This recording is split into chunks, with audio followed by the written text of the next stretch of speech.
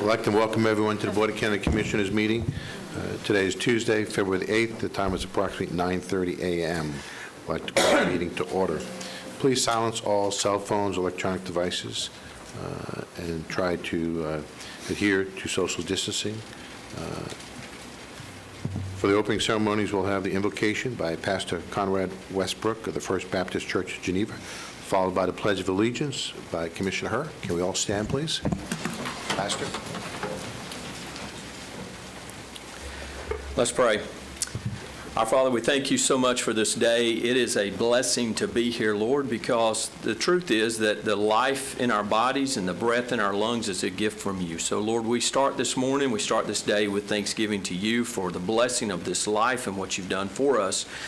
Lord, we learn from Scripture that government was first instituted and was ordained by you. This was your idea. This is what you established and you've given to man as a guide for us of how to govern ourselves. And so, Lord, with that in mind, I pray this morning that as we do this work, we understand that this is work that is ordained of God. And with that in mind, I pray then, Lord, you would bless these commissioners and every decision that has to be made, the business that will be discussed. I pray that you will give them wisdom. Lord, you will guide their thoughts.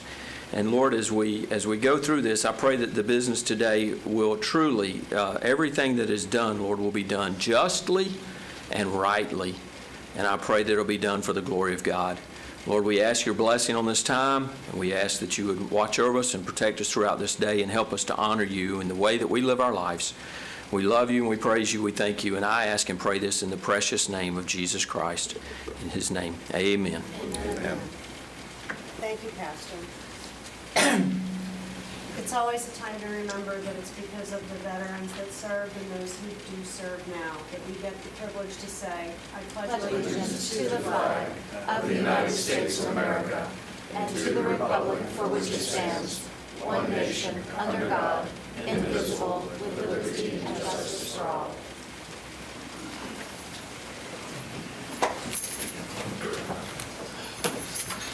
Thank you, Pastor Westbrook. Thank you, Commissioner Herr. We'll now move on to proclamations, awards, and presentations. The first item on our agenda is the business spotlight. We'll hear from the county staff. Is there county staff that will be here?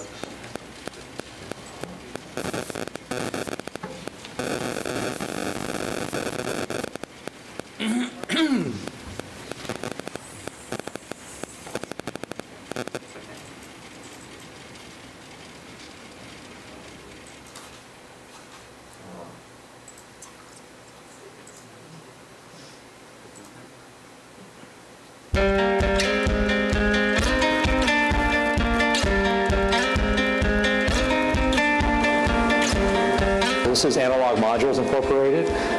We are an OEM electronics manufacturer. So we make electronics for the generation and the detection of laser light. So we have two kind of products that we manufacture. On one side is laser electronics. So these are electronics that power all kinds of different laser systems, specifically solid state lasers. But these are lasers that are done for like medical lasers and manufacturing and for research and development. And then on the other side, we do the tracking sensors that are used in the nose cones of missiles to do the laser-guided bombs, and also inside the gimbals on things like the Predator or something like the aircraft like an A-10 or the F-18. So this is what we call a flashlight controller or a laser controller system here. So this would be used primarily for research-type applications, or for an OEM manufacturer when they're trying to design their laser, they would use a system like this. Okay, well, we do work for all the different research labs. So people out at UCF or Creel buy our products and use it in their labs.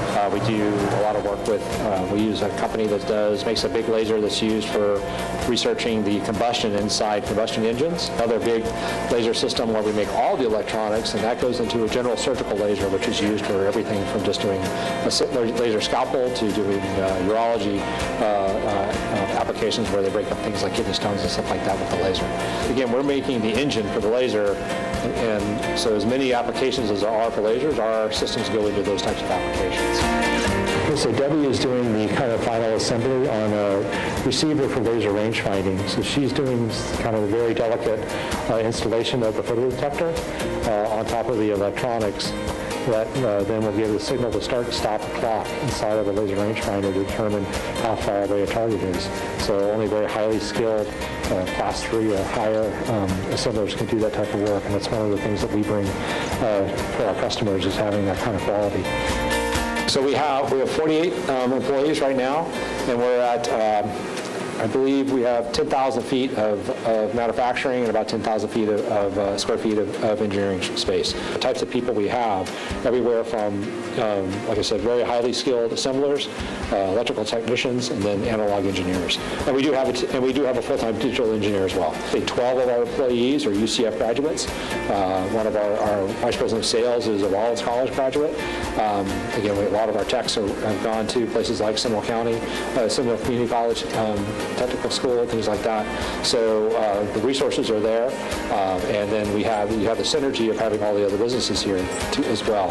Our business, sometimes our business biggest customer at times has been Litton Laser, or now Northrop Grumman. Other times it's been somebody like Lockheed Martin. Other times it's different places. So this is one of the centers of a hub of laser activities in the U.S.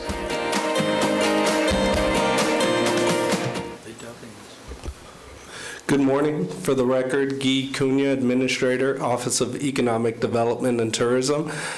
Commissioners, I'd like to introduce you to Bruce Swallow, Marketing Manager, Analog Modules, Inc. Good morning, Commissioners. So I work for Analog Modules, so we're an OEM electronics manufacturer. So we don't make any finished goods. We make only components that go into other devices, and specifically for laser systems and for receivers for detecting laser light. So our two expertise is one doing special power conditioning electronics, and the other side is we make amplifiers for amplifying very small signals from a detector, a light detector or photodetector, and making that useful for things like laser range finding, laser spot tracking for targeting applications. We were founded in 1979. We were incorporated in 1980. We moved to Seminole County in 1982 into the buildings that we're in right now. Our founder bought several industrial buildings in this park, and we've just grown into those buildings over time as the company has grown. So if you have any questions, I'm happy to answer them. Thank you. Questions for the board? I just want to thank you for being a part of Seminole County, not just as a company, but allowing our citizens to be able to work and live here in Seminole County. So thank you. Certainly. Thank you. We'll now move on to proclamations. Our first proclamation is going to be presented by Commissioner Zimbauer. Commissioner? Thank you, Mr. Chairman. Just a few words about the proclamation, just to give it a little sight to our farming and our rural communities, and I appreciate the opportunity to enter this into the record. Between 1992 and current day, this country's lost 41 million acres of farmland and agriculture land to development. We're losing approximately 3 acres per minute as time rolls forward. It's very important that we understand that the farmers are the backbone of this community. They are the backbone of this country, and without them, we would dearly struggle. So it's my honor to enter this proclamation of the Seminole County Board of County Commissioners proclaiming the week of February 14th, 2022 as Food Checkout Week in Seminole County, Florida.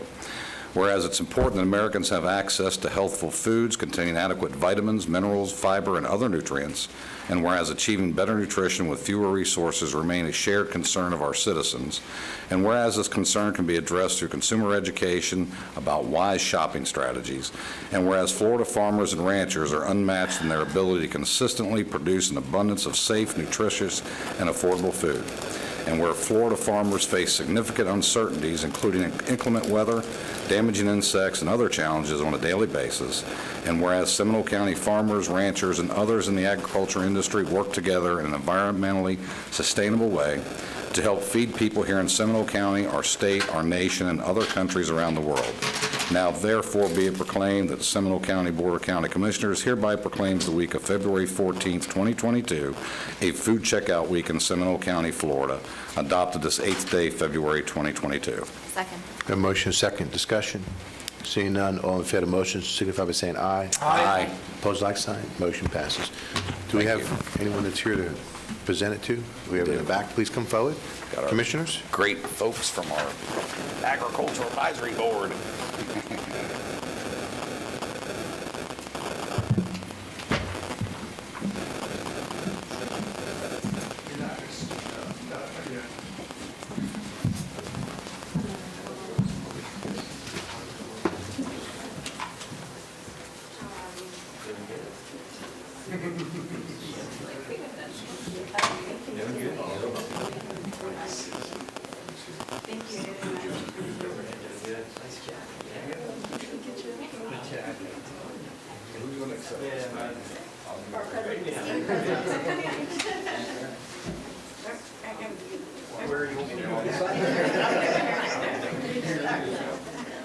Everybody good? All set? All right. I'm gonna have everyone take one step this way for me. Perfect. All right, on my count, in 3, 2, 1. Awesome. Thank you, guys. Thank you. Thank you. Thank you so much. Yes, absolutely.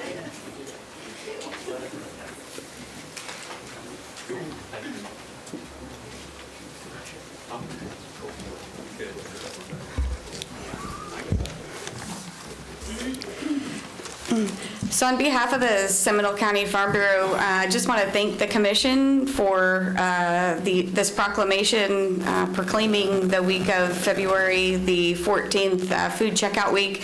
It is a significant week in that the USDA has determined that it does take approximately 7 weeks for a family of 4 to earn enough income to feed their family for the year.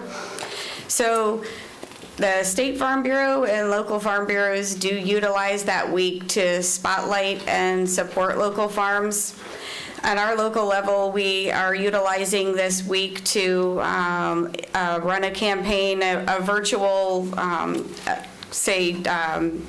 treasure hunt where individuals can go online and win prizes and gift cards to local farm operations. We are also going to support Hope Helps with a monetary donation as well as a produce donation. And we hope to, by getting the word out in the Sanford Herald with this proclamation, that we can encourage citizens to be more educated and also support our local farms as well. So again, we think that this is a great way to support our local farms and our local Seminole County Farm Bureau. So again, we just want to thank you so much for your support today. Thank you. Okay, moving forward, our next item on our agenda is a presentation by FDOT, Vision Zero, as brought to us by Commissioner Zimbauer. Commissioner, is there anything you'd like to tee up on this? I would just like to thank my fellow commissioners for supporting me to bring this to the board just for presentation and educational purposes. And Ms. Bobo, appreciate you being here as well as willing to put this on for us. Thank you very much. Absolutely. Good morning, everybody. My name is Lorraine Bobo, and I'm with the Florida Department of Transportation, and I'm our safety administrator for FDOT's District 5, which covers the 9 counties in Central Florida. So first, thank you very much for the invitation to be here this morning. This mission is, it's kind of become my life, and my goal is that we get to 0 fatalities and serious injuries on our roadways. And together, we can get to 0. So I'd like to share with you today a little bit about what FDOT is working on and how Seminole County can be involved in that effort as well.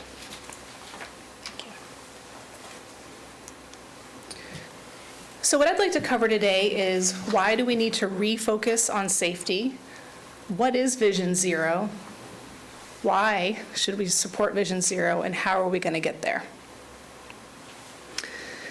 So there's 8 of you sitting up there today. There's 8 people on Florida's roadways that will not go home to their families tonight. They woke up this morning, they planned on going home. Something happened on the roadways, and they will not survive. Another 49 will have serious injuries when involved in those crashes. That's a lot of people. Those are our friends, our neighbors, our families, and all of them deserve to go home. That is why FDOT has refocused on safety. Safety has been in our culture for decades, but our numbers are not going down, and we really recognize that we need to focus, a real good focus on getting to zero. So getting down to the local data, in Seminole County last year, 36 people did not go home to their families. A third of those people, 12 of them, were our most vulnerable users, people that were walking and biking.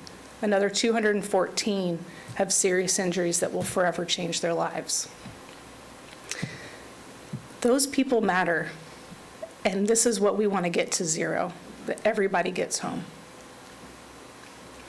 So this next chart just kind of gives a breakdown of where are these crashes happening and where are our fatalities happening. Those numbers I shared with you are not just FDOT state roads. Those are local roads, state roads. So this is not just an FDOT effort. This really is everything we should be working, everybody should be working on this. So if you look at these numbers here, a majority of those crashes are occurring on local roads versus state roads. However, over 50% of those fatalities are on state roads. Likely due to the speed of state roads. They're just in nature, the interstates, the bigger roadways, they're meant to carry people longer distances.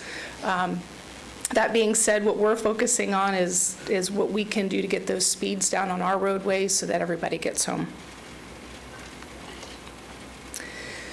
What is Vision Zero?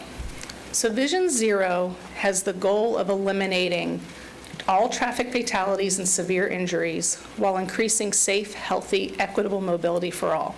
So this is not saving drivers' lives. This is saving people that are walking, people that are biking. Every single person, regardless of age, that is using our transportation systems, we want them to get home. And the Vision Zero effort recognizes that traffic deaths are preventable. We can have people safely use our facilities, and if they are involved in a crash, go home. A big part of it is acknowledging that human behavior influences those crashes. 94% of crashes, a contributing factor is human behavior. It's a pretty large percentage, 94%. That's people that are distracted, they're speeding, aggressive driving, a whole number of human factors that affect their lives and the people around them. It is a multidisciplinary approach.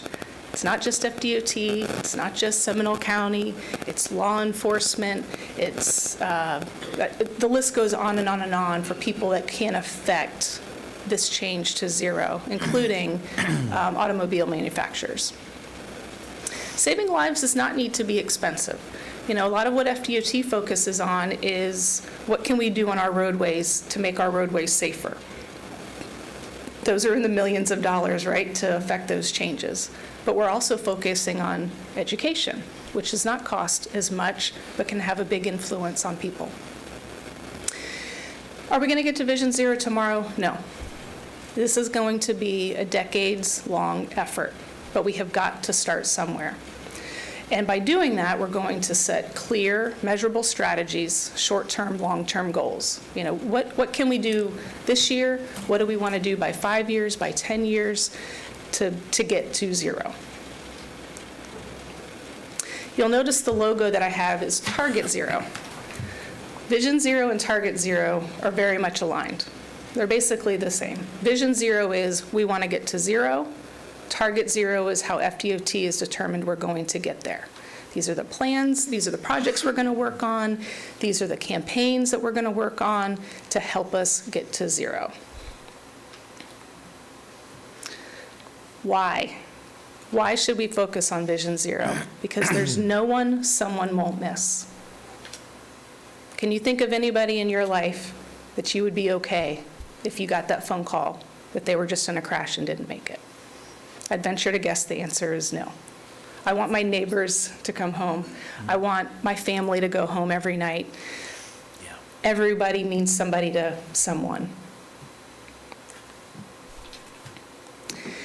It's a daunting task, but we can get there. And we've actually got some examples from around the world that have already adopted Vision Zero and have made an influence and a direct impact on their communities. Sweden was the first country to adopt Vision Zero, and since 1994, they have reduced their fatalities nearly 70%. So they're not quite at zero, but that's a lot of people's lives that didn't have to be lost because of bold decisions they made and a concerted effort. Hey, we're not okay with this anymore. We're going to make a difference. Several other countries have followed suit, the Netherlands, Australia, New Zealand. They've all had over 50% reductions in their fatalities. Just about a week ago, our USDOT, Secretary of USDOT, put out a document, and they have adopted Vision Zero. They have a goal of reaching zero and are talking about what they can do at the federal level to affect that change. So how can we get there? So I'd like to encourage you to think about adopting a Vision Zero resolution that just is just a statement that no deaths are acceptable on our roadways. We want to get to zero. But a document alone is not going to get us there. There needs to be development of action plans. Maybe it's in your comp plan, your master plan, whatever it may be, where you can affect that change in safety on our transportation systems to back up that resolution. I'd like to share a little bit with you about the safe system approach. Safe system approach is from Federal Highway Administration. FDOT follows this as well. And it has 6 principles and 5 elements, and I'd like to go through each of those for you. So the 6 principles are that death and serious injury is unacceptable. Everybody needs to get home. Next, humans make mistakes. I know I do. I've made mistakes in my car. I look down at the radio for a minute. I'm talking, telling my sons in the back to stop bugging each other, looking at who texted me, whatever it may be. Those are all decisions that are being made every single day by our drivers and by people walking and biking as well. You got here safely today. It means you made safe choices to get here. Hopefully everybody around you is also making these safe choices. Humans are vulnerable. Vehicles are heavier nowadays. They're higher. So if you do impact, if you're driving and you do have a collision with a person that's walking or biking, the chances are higher nowadays that they will not survive because your vehicle's heavier and it may be higher. And maybe your speed is up as well. The responsibility is shared. We're not in this alone. It's got to come from lots of different angles to really make a change. Safety is proactive. Let's not wait for something to happen. Let's look at the system and say, hey, we can affect a change here. Let's go ahead and make this change, even though we haven't had very many fatalities or whatever it may be. And that redundancy is crucial. All of these things need to be happening together to get to zero. Then we go into the elements. These are the pieces and parts of this safe system. Safe road users, that's you and I, right? That's where that educational campaign comes in. FDOT is actually working on an effort right now related to human behavior. So majority of our crashes are, males 18 to 34 are involved in those crashes. So we went and talked to them, like, why do you drive the way that you drive? And one of the things that came out of that is they said that when they are by themselves, it's just them, right? They're not worried about their mother, their wife, their girlfriend, their friends. But when they have those people that they care about in their car, they drive slower. They are more careful. So we're developing some campaigns to kind of get to that personal side, to reach people. Safe vehicles. I have a fairly new vehicle, and it pushes me back in the lane if I start, going over too far. I have seat belts. There are safety features that have been built into that vehicle to help me survive. I remember when I was a little girl, we did not have seat belts in the cars, right? We were climbing all over the place. Nowadays, my boys won't let me move the car if they don't have their seatbelt on. That's been ingrained in them, and I hope they keep that in mind when they start driving. Safe speeds. There's so much documentation out there that if we can get people driving slower, the likelihood of surviving that crash just goes up so much. Safe roads. This is where FDOT really focuses on. What can we do on our roads to get those speeds down to make it as safe as possible so that if a human does make a mistake, it's not deadly? And post-crash care. I just heard a speaker last week, a trauma surgeon, and he was talking about that golden hour, that first 60 minutes after a crash occurs, that person needs that care immediately. Well, if our roads don't allow them to get to the crash quickly enough or back out of there quickly enough, that's a problem, right? So how can we work with everybody to get to that zero? I like to end my presentations with a safety second because it takes just a second to be safe. This month is Stay at the Scene month, so hopefully you're not involved in a crash, but if you are, please stay at the scene. In 2014, the penalties went up much more if you do leave the scene than if you just stay there. So, like I said, hopefully you're not involved in a crash, but please stay if you are. So with that, safety begins with me and safety begins with you. Be happy to answer any questions. Thank you. Appreciate you presenting this to us. And you're right, it's a great goal. And the goal for everyone to go home safe is the right goal to have. I know it's not easy to obtain. I know that sometimes goals need to be lofty enough so that we can do everything in our power to try to achieve them. I will tell you that Vision Zero, I've been a little bit involved in it early on. I actually lived in Sweden for a number of years while they were developing this. And I just want to make sure that as we move forward, because there are some unintended consequences that, can happen with Vision Zero. Because I've spoken to some of my friends that still live there. They have speed cameras. They give tickets based on your income. They pull licenses. There's a whole list of things. So the goal is a correct goal. It's how you get there was the issue. And I'm glad that it's starting at DOT because DOT controls most of our roads. And I'll also tell you that sometimes I'm surprised that they raise the speed limit, like on the 417. But that's the state's prerogative to do that. I'm just hoping that we all understand that we just need to be careful about the details. And I know we're actually talking about this at Metroplan, and I think that's a great place to start. I agree. So, thank you. Other commissioners? Commissioner Lockhart, then Commissioner Herr. Other cities and locations have had this in place for many, many years. And I understand that some cities are actually performing audits in hindsight because they can't explain why deaths are not only not decreasing, but in some areas they're actually increasing. Right. So are we looking at those other areas where the audits are either ongoing or have been completed to figure out if it's not working there, what could we do differently here, and why do we think it would work here? How would we do it differently? So, great question. So I'm just going to go just back a little bit to explain my role with FDOT. So my office was only created on June 1st of last year. So we're new. To Commissioner Delari's point, things that we were doing years ago, we're in a different mindset now. We are looking at how do we lower speeds? Can we look at the data in different ways? Because I agree, our numbers aren't going up, but maybe this roadway went down, but this one went up. Well, why? So we actually just signed a contract with a consultant to help us kind of think outside the box. I too have read some of those articles. I think LA is one of them that adopted Vision Zero many years ago, and their numbers aren't going down, and they're like, what do we do?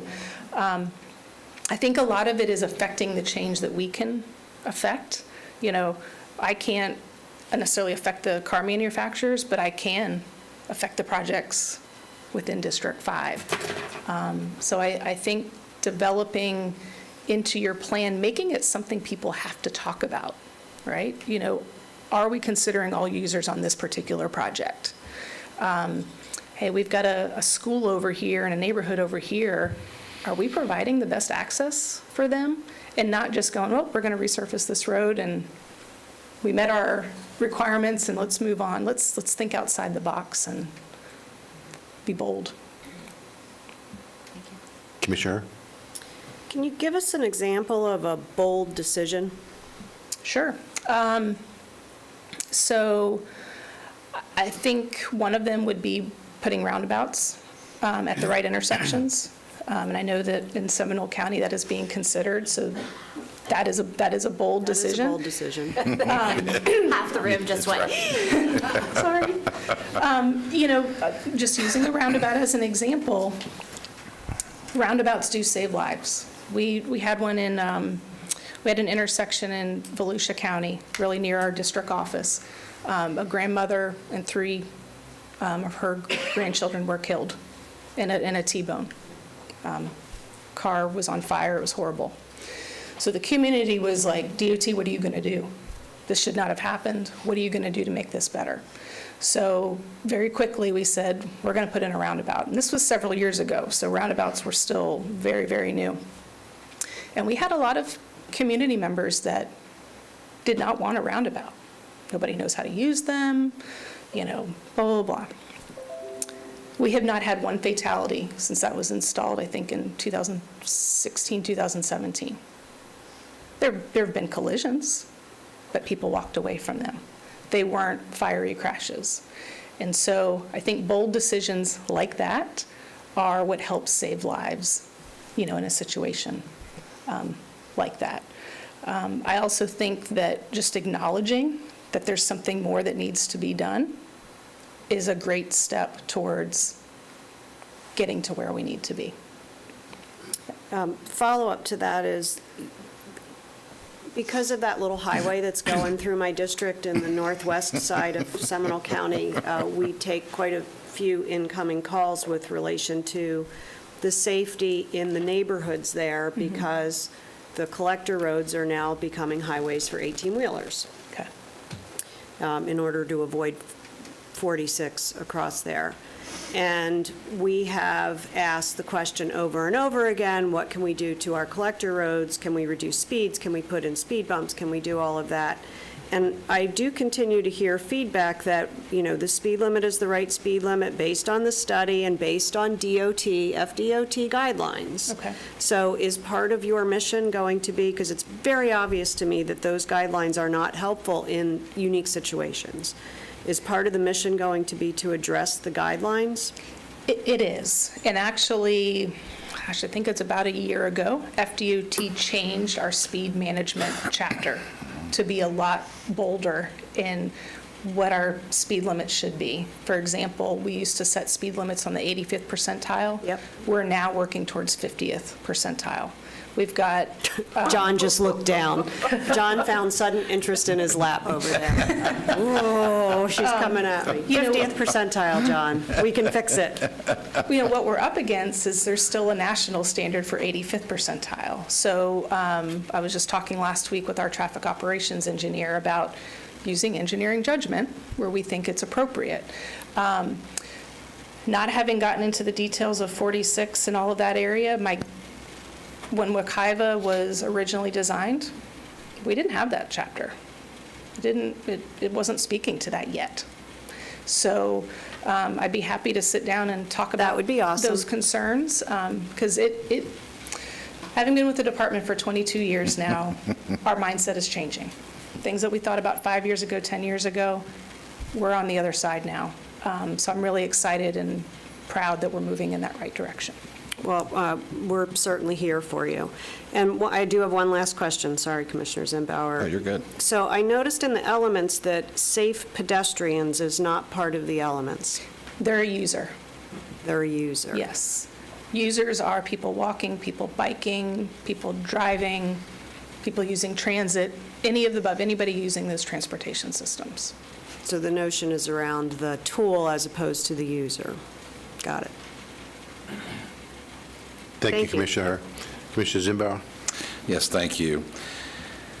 You know, I could speak from firsthand knowledge because I deal with this on literally a daily basis when I have to go out and investigate a fatality in a transportation crash, and watching the parents look for answers why two young children, sometimes babies, were the only ones to be deceased in the accident, and the parents walk away. I've also had the unfortunate times of seeing the young children survive and both parents lose their lives.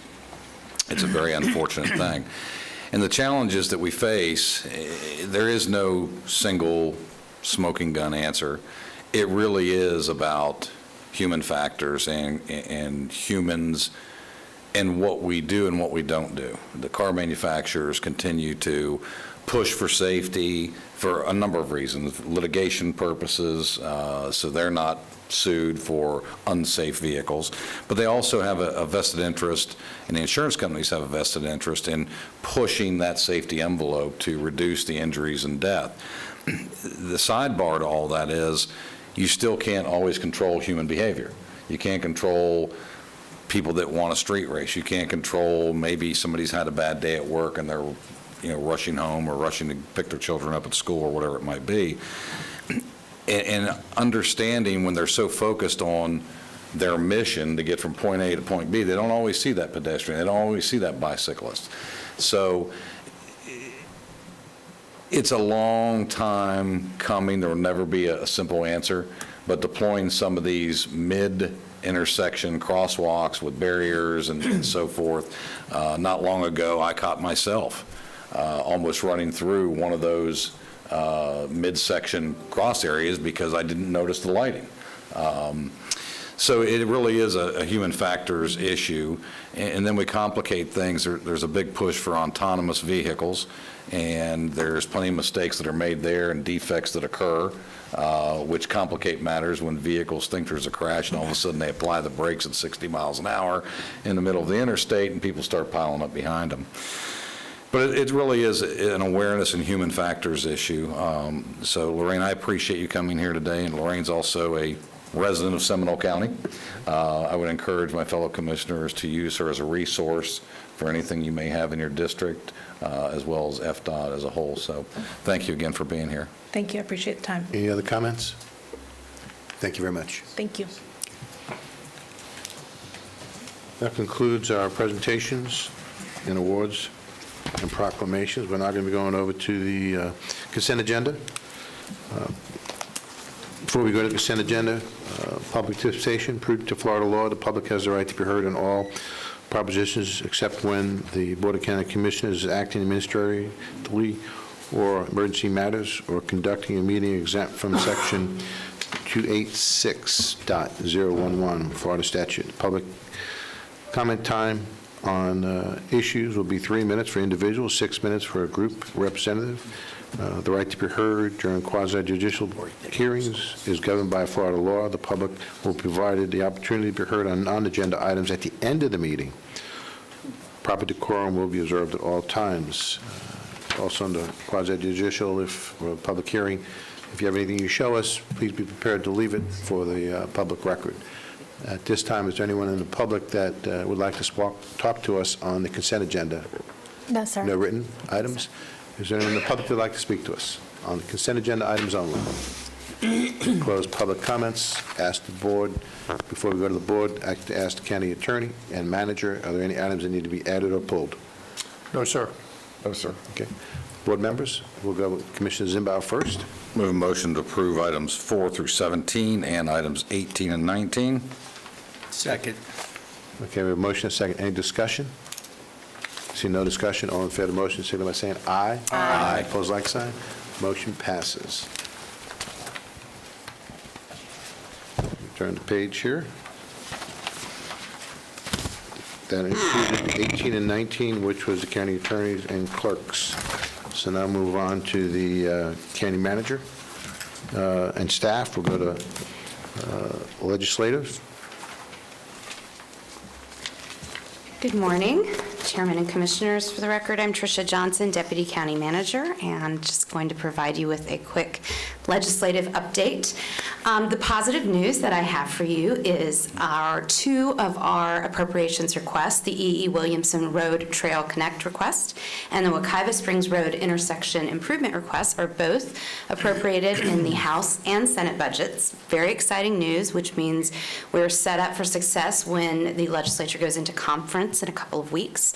We do have also the Little Wekiva River ongoing maintenance request, which is appropriated in the House, but not in the Senate at this time. That does not mean we may not get funding for it. It just means we have to go through more of the process to potentially get money put in the budget for that request. There are lots of rumors in Tallahassee right now that there's tons of money that's going to come out of the woodwork and be added to these requests. So we're keeping our fingers crossed for that. But the fact that we're in both the House and Senate budget does set us up for potentially additional monies. Of course, we are not guaranteed money until the governor signs the budget, and he could always decide to make some changes. So we will be patient. As my dad says, there's a lot of football left to play. We have 5 weeks left of regular sessions, so we're about halfway through. And as I said, we are in good shape going into conference. This week, the legislature will focus primarily on appropriations as they move through committees. They did last Friday, as I'm sure you learned, passed a joint resolution for House and Senate redistricting maps, just House and Senate, not congressional. So they are now moving those maps on to the Attorney General for her review. As a reminder, these maps will be in place for the 2022 regular election. In the budget, it's important to note that the Senate fully funded the Sadowski Fund, SHIP, and sale funds. The House did not fund sale funds, but they did fund SHIP, which is positive news for the county. The homestead exemption and property tax exemption for specified public service workers bill, House Joint Resolution 1, is moving. It is in its final House committee and in its second to last committee in the Senate. So we do anticipate that bill moving forward. SB 620, which Commissioner Constantine spoke about a couple of weeks ago, is also moving forward. We are seeing some of that language soften, though, to be better for local governments. And this is the bill that allows damages against local governments for businesses that have been in that locality for at least 3 years. There are a number of other bills that we are monitoring as session continues to move forward. As I said, we have 5 weeks left, so still a lot of time. But that's pretty much my update for you this morning. If you see or speak to any of our legislators, but particularly Representative Smith, who has run our 3 appropriations requests on the House side, and of course Senator Broder, who has run them on the Senate side, please express your gratitude for putting our projects in the budget. With that, I'll take any questions. Thank you. Any questions from the board? Thank you very much. Thank you. Okay, move on to the county attorney. Thank you, Mr. Chairman. 3 things. First, I want to announce that today is Melissa's last day. She is going to a private firm in Orlando. I want to thank her for all her good work over the years. Always happy to see someone leave on one hand because, you know, it's a move. She's going to be a lot closer to home. But obviously sad that we're going to miss her because she was a great team member for our office and wish her nothing but the best. I am working with Bob Slavin. We have made tweaks to the ad for the county manager that is now complete and probably is posted by now, but certainly, hopefully today, the latest. And finally, you received a memo from Desmond yesterday concerning the opioid litigation. We have our first settlement. It's been reported to you by my office in the endo matter, and we are expecting to receive 2 buckets of money in this settlement, $124,000 immediately, and then another $471,000 hopefully by September. And I'll be working with the county manager's office because we will need staff to oversee how that money is spent to comply with all these settlement agreements. So it's going to be an undertaking, but this is the first pot of money that we're receiving, and want to thank Desmond for his continued hard work. I think I sent you the memo from our outside counsel complimenting him that we're really ahead of the curve on a lot of other jurisdictions. So with that, that's my report. Any questions of the County Attorney? Commissioner Zimbound and Commissioner Lockhart. Go ahead, Commissioner Lockhart. Would you circulate the advertisement for us so we can see what we're advertising for? Yes, I was hoping that Bob would do that, and it might not be posted yet, but Okay. it's based on all your conversations, and he's going to report to you. Surprise. I'd just Yeah, love to see yeah. what it says. Yeah, me too. Because we didn't talk, right? So we don't know what each one of Yeah, us said with yeah. him. So it'll be curious to see what rose Right, to the and top. that's why I'm reporting it to you, so you Awesome. know. that- Thank you. Yep, so. Commissioner Zimbound? Yes, Mr. Applegate, on the opioid settlement proceeds and how that has to be spent, is there provisions in there to cover the cost of our staff that has to oversee? I will get back with you on that. I believe there's an administrative cost, but I will check on that. Right. And it's certainly something that I think we can do. Sure, okay, thank you. Nothing else? Any other comments? Okay. Okay. Before we move on, I'd like to go into Board District Commissioners' reports, but before we do that, I'd like to take a 5-minute recess if there's no objections. Okay. Thank you, Commissioners.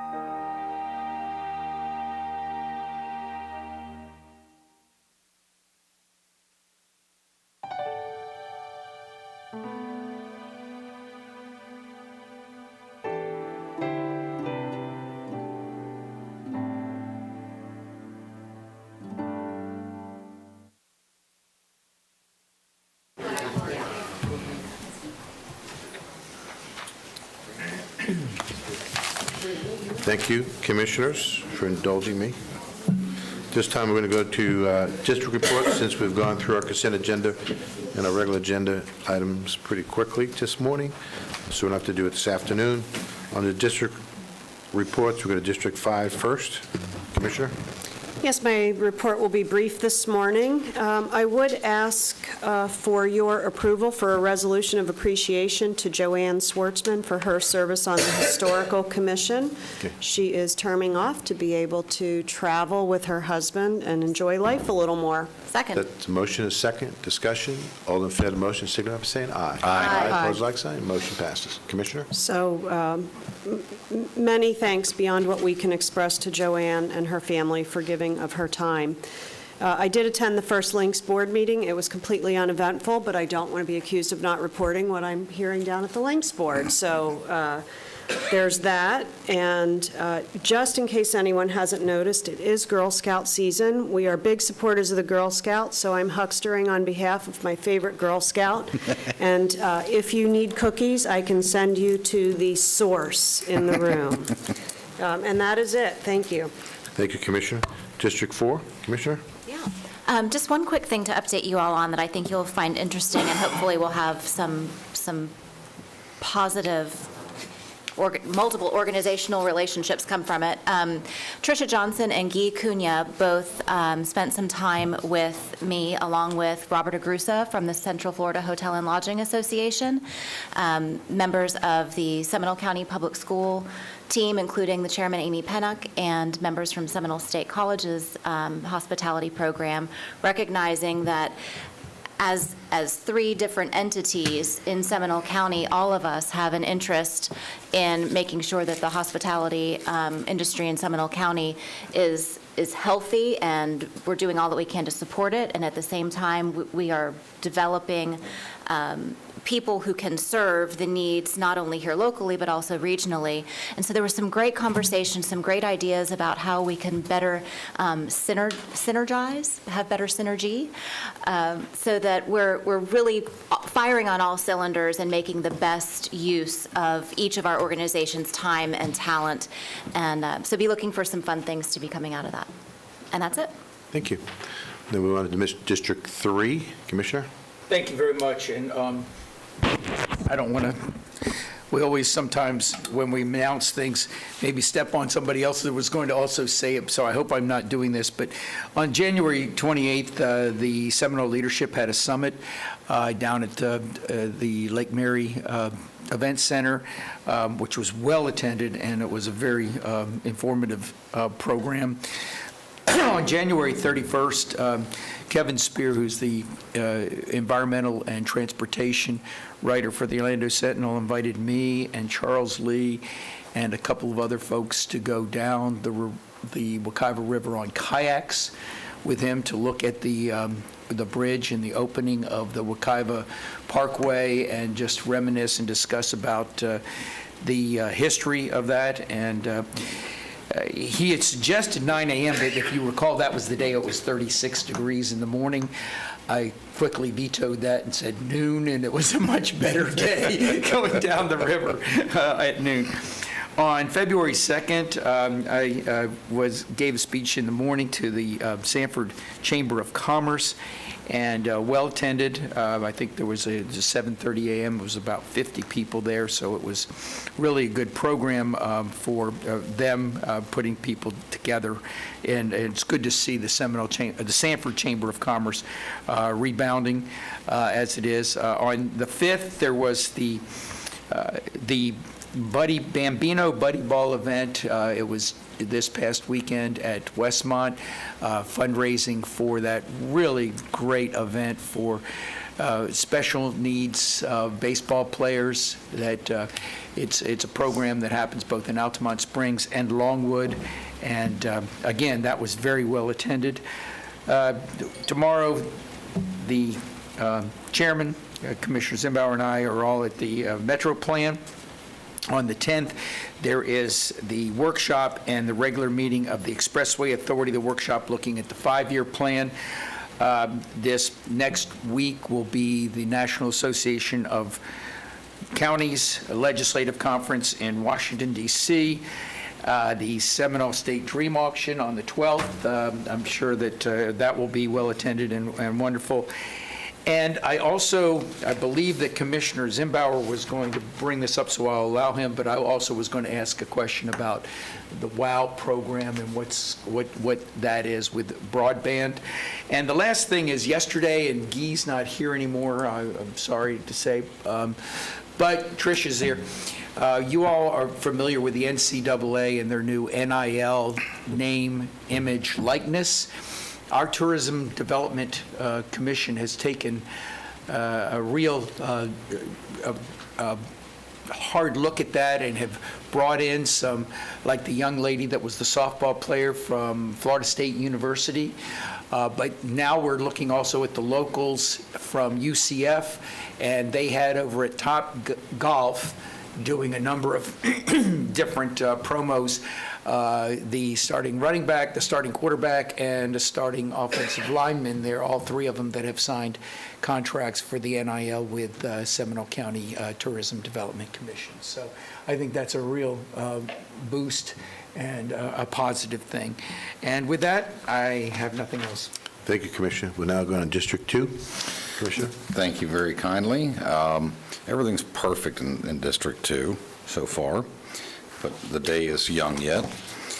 With that said, I had my assistant send out to you a presentation from WOW just to give you all a heads up what might be happening in your districts. It is a new broadband company that has come to Seminole and Volusia County, have been identified as areas in the state of Florida that they are coming to increase broadband coverage with as much as 1 gig upload and 1 gig download speeds.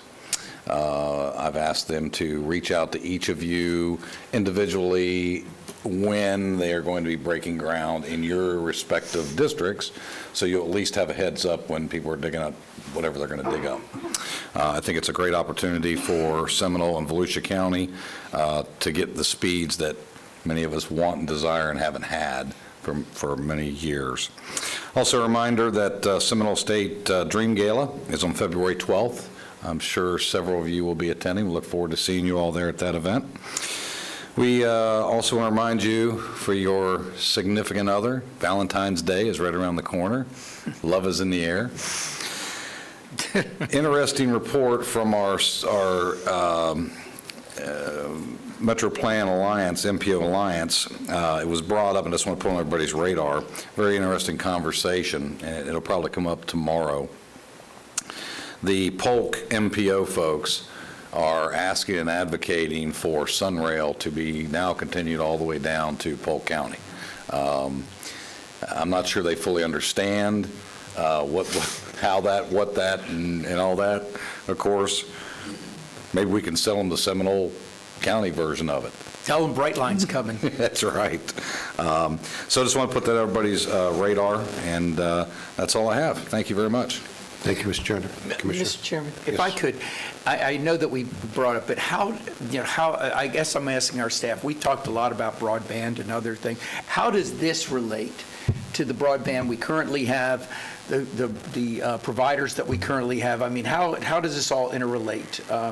If I could just, if we know some information, I'd like to have a little bit more. Ms. Stable? Well, we don't know the information yet. I did see an article that was out about the WOW coming to Seminole County, actually hours just before the commissioner sent the PowerPoint out.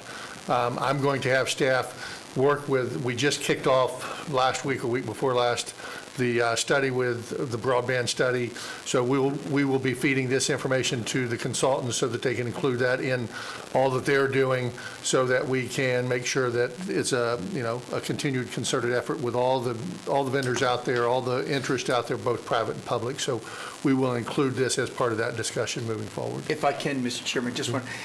They're talking about 60,000 homes, which, 2.5, that's about a fourth of the county. So I want to know, is this to people that don't have it already, people that have it but want an upgrade? What exactly are they promoting to do? Maybe I can help you, and I've had a conversation with their VP. So obviously, they have a business model, and they have investors they have to report to, and they are going to be focusing on where the best return is, which obviously will be in the more densely populated areas. Where they That- already have service. Correct, but this is going to be fiber optic, which higher speeds. However, I will be giving them a tour through the less served areas to help them understand where it is in fact needed, whether they can do that or not, or whether they can make it happen. It's all about the return on the dollar.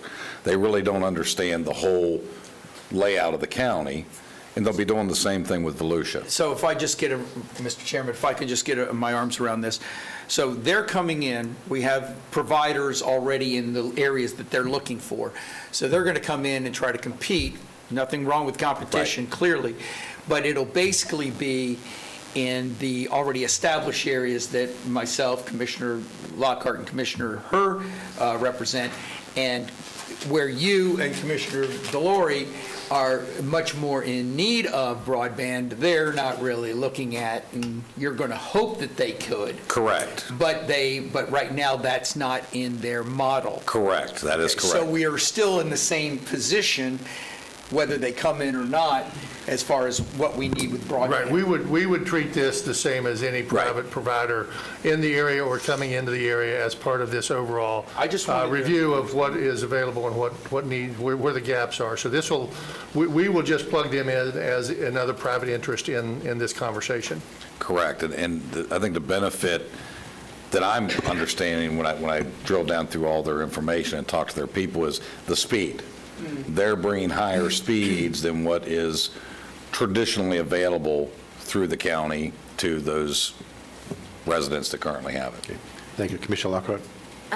So a map that I found very interesting when we first started this discussion was on the Florida Department of Economic Opportunities website, which you can drill down to the street level Right. of what speeds are available in which parts of the county, and you'll be very surprised that some of the lowest speeds are in our urban areas because they are in low-income areas where the math didn't work Right. for the companies to bring in the broadband. So my neighborhood, in fact, does not have true broadband available. We are a low-speed area. So it's, yes, there's the rural area, but there are also some significantly underserved areas right in the heart of our community. So That's right. if they would want to take a look at that map, that would Sure. be great. It might save you some gas. Competition. Thank you, Commissioners. Okay, District 1, we have a couple things. Tom Green, who at one point was the mayor of Lake Mary, after his term as mayor, he got very involved with the law library, is now leaving the law library, and I'd like to make a motion to provide him a resolution of appreciation to Mr. Tom Green for his service in the Seminole County Law Library. Second. Any discussion? All in favor, signify by saying aye. Aye. Opposed, like sign, motion passes. I know that, and the reason why I preference a little bit of his background, because there's several Tom Greens. Right. We all know. And I just want to make sure we're getting the right Tom Green. A little update on Sunrail. I did bring to the Sunrail Board our request to include FDOT as part of an agency to be looked at, and the board rejected that request and believes that they want to look at the Expressway Authority and Links and someone else. I don't know what that someone else is, but they didn't want to hear or entertain DOT at this time. Maybe it's Polk County. I To run it? No, I don't think so. don't know. But more to follow. As I know it, I will report back to the board.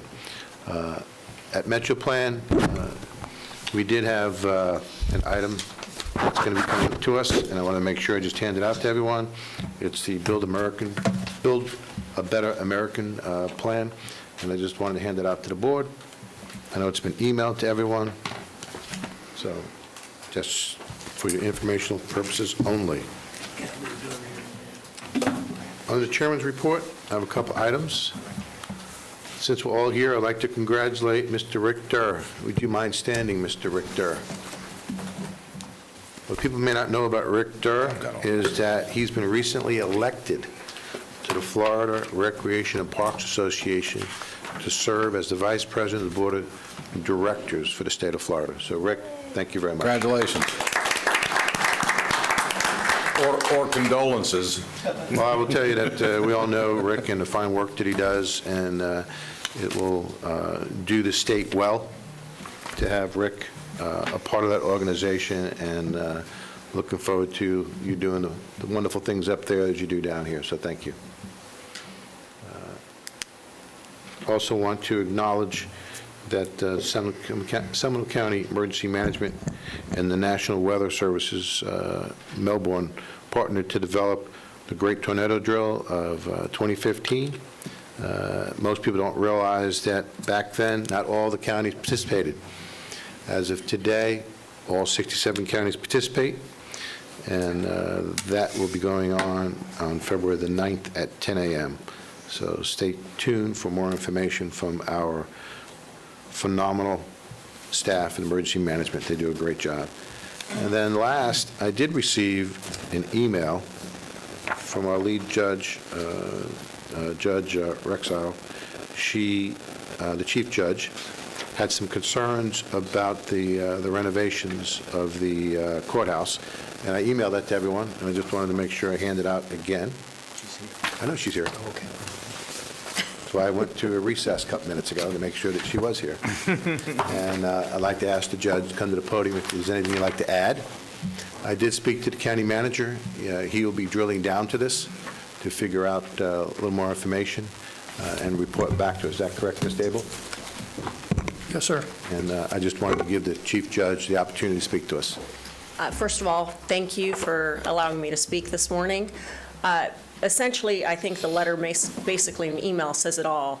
We were originally included, myself, as well as other members of our court committee, Donna McIntosh and Fred Schott, and my court admin, in regards to the planning and the spacing for this new courthouse in the annex.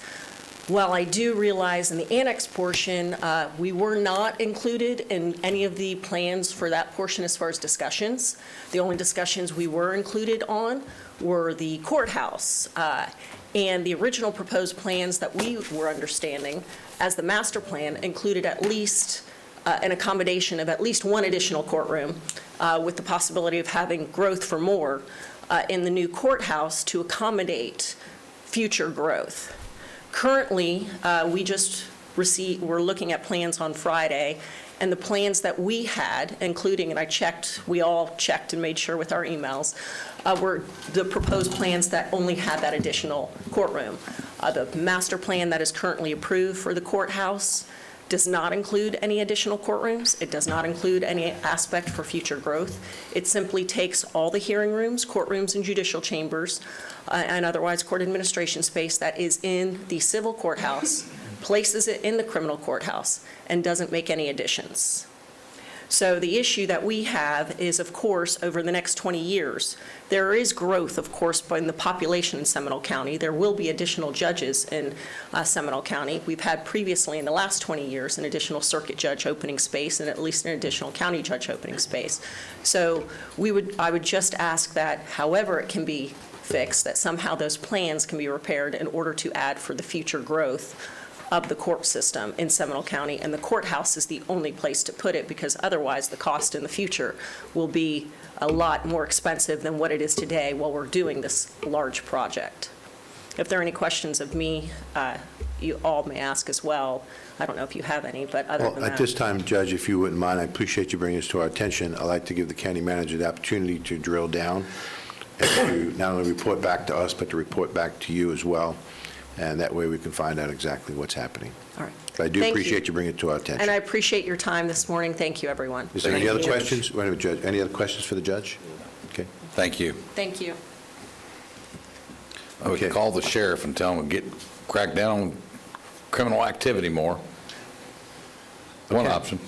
That increases the need, that would increase the need in the courtroom, just to I'm be being clear. facetious. Okay, let's move along real quickly here, if we don't mind, not trying to rush anyone. Just want to make sure, any other report for the county manager? No, sir. County attorney? No, sir. Okay. I'd like to, there was one form that was given to Shaney regarding future agenda items. I'd like to see if that person is here, would like to discuss it with us. Can you read the person's name? Clyde Robertson. Is Clyde Robertson here? If not, we can wait this afternoon. Just want to give him the opportunity now. Okay, we'll save it for this afternoon. Any other agenda items before we take a break? We'll take a recess. We'll report back here at 1:30. Thank you, Commissioners. Thank you, staff.